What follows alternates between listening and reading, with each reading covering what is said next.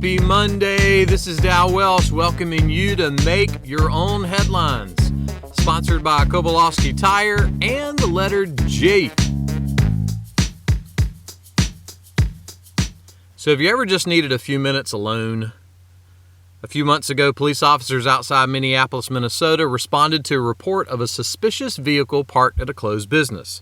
They found a 36-year-old woman who said she was just trying to get a few minutes of peace and quiet away from her kids.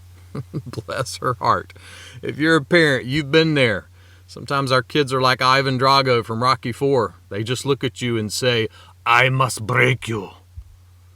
The Apostle Paul was writing to the Colossian church and said this, "Let the peace of Christ rule in your heart."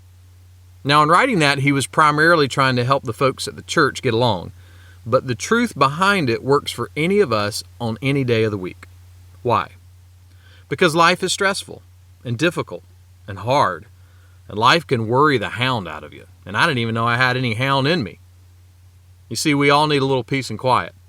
And Paul says the most immediate path to peace is to know Christ. Not just know about Christ, but to be engaged in an actual relationship with Him. And when we truly know Christ, it means He will rule in our hearts. Well, what does that mean? Well, knowing Christ is not like a 33 tools in one Swiss Army knife.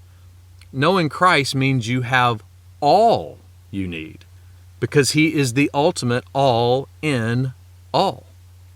His peace and His quiet is hope and calm for your soul when you're standing in line to vote, when you're sitting in the waiting room at the ER, or when you're putting up Christmas decorations for your spouse 18 weeks before Christmas.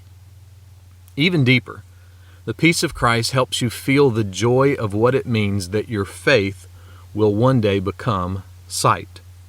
And until then, the peace of Christ will give faith to your sight here.